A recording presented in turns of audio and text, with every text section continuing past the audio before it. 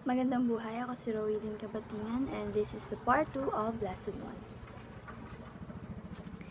So, in other adaptations and reinventions, local materials could also refer to the folk stories or mga kwentong bayan. Let's see or let's get the case of staging sa Fugtong the Black Dog by the community theater group Anak di Kabiligan, Children of the Mountains. So, it was organized by or with or through the efforts of Cordillera Green Network.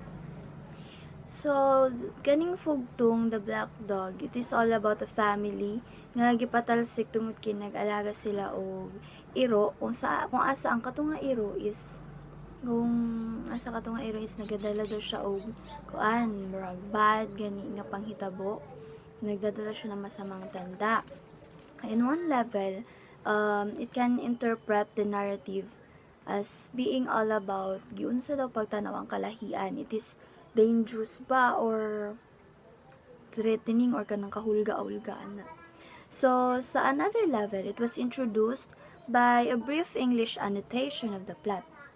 The narrative itself, or ang kanang mismong narrative niya is nailahad siya sa matag lahi-lahi nga languages tungod ka mga performers manggod gikan siya sa Ifugao, Mount Province, Kalinga, and Benguet.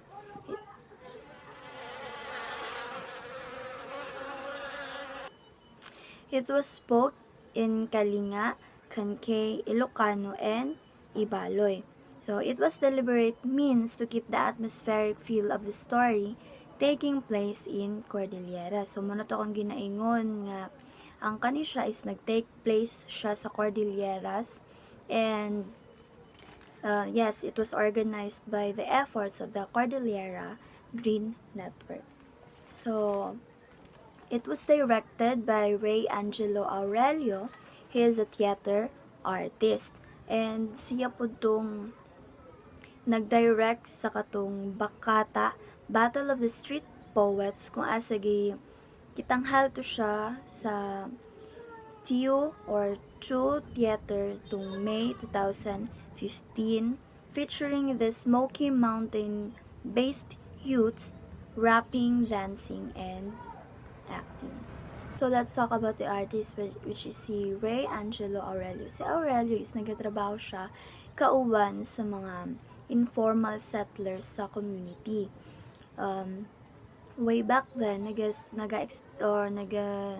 naglisod siya sa pag-deal sa problema like unsustained education opportunities, tas wala pa'y trabaho ihang ginikanan o wala pa'y tarong or sakto nga panimalay sa una. So, by sharing their know-how about performance, movement, project, and etc., the artist may creatively respond to this condition. So, by sharing daw sa kanang know-how about performance, mo na maka-respond ana nga mga conditions. So, according to him, to teach children is not teaching children to express themselves is dili makahatag og dakong solusyon sa ilang problema. Bagkus makatabang kini o matudluan sila unsaon nila pag-express ang ilang emotions and thoughts. So, that's it. Works performed live before a group of people. In that case, the experience of encountering artist bodies physically moving through a space shared by audiences brings an altogether different dimension to the reception of the work. So, ang katudang karanasan nga ma-encounter daw tong mga artist nga nilihukan tungod sa gihatag nga space sa audience, makahatag to siya og lahi-lahi nga impact nga makita or gunita nato sa reception sa ilahang trabaho. And also, the experience of light, sound, motion would not only be felt close but would be the subject to more immediate feedback like applause, silent, transfixed gazes, perked up ears, and so on. So, ang mga light, sound, o ang motion, dili na siya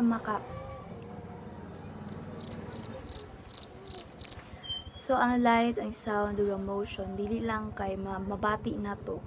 Kundi mo po na siya i-subject para sa dali nga feedback kani sa audience. Like, kahit na lang mapalakpak sila tungod kay nindot kayo ilahang effect, nindot kay ang lightning, ang sound, ang motion, ana. So, mukalita sila kahilom tungod kay nindot kay ilahang ang motion sa ilahang performance. Tapos, kanang murag maminaw sila tungod sa kanang sound tarong nindot hanay kaayo. So that's it. So how the bodily sense figure in how we receive and make sense of art. So this art of Lani Maestro called Lyman 2014 in France.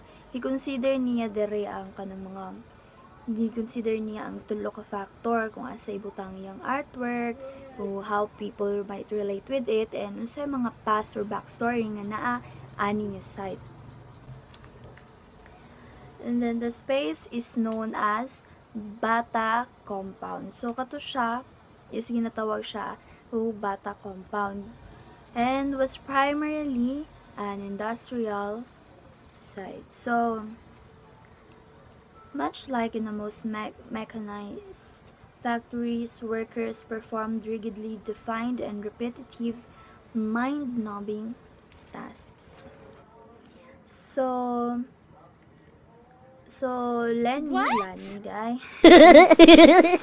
Lani Maestro decided to build a see-through bridge that poetically took people out to a liminal point, which is the title suggests, diba? Limen. The verge or edge of a garden. So, ang limen is nagmarka sa usa ka lugar wasang artist is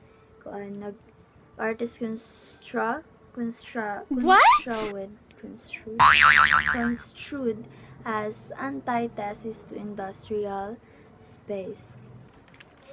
Something that alluded to a landscape of everyday life, as she write it on her artist notes para sa 2014 public commission.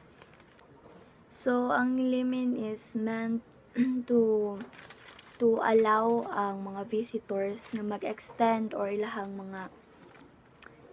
lawas is mag-extend dito sa outflying green space or dito sa ihan ng gawas. Visible through the funnel structure that did not. So, mura siya og funnel. Mura siya og ganang funnel. What? Tunnel structure. Mura siya og tunnel nga walay walls. Wala po'y kaning klaro nga sinugdanan og katapusan nga point.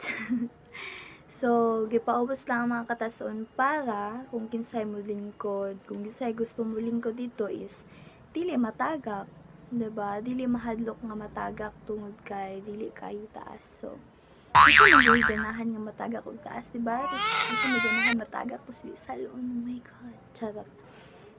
So, dahil sa potensyal na ito ay isang karanasan at kahit na hindi natin alam or wala ta kabalo sa iyang backstory, or wala tay kanang unaware ta sa backstory ana nga bridge, pero ang kanang lugar is nagahatag yun siya og peace or nagahatag siya og kanang pahingahan sa mga workers o mga beholders. Tapos maaari itong makapag-alis ng mga physical na memorya kasi makatabang sa katawang mag-unwind kumbaga. It will help or it help people to remove a physical memory. So that's it, and I hope naman nasabtan again. So that's it for the part 2 of lesson 1, and I hope you understand something. Sana may natutunan kayo sa aking leksyon. If wala, comment down below at natin ko ito via PM. Charot. So, Thank you for listening, guys.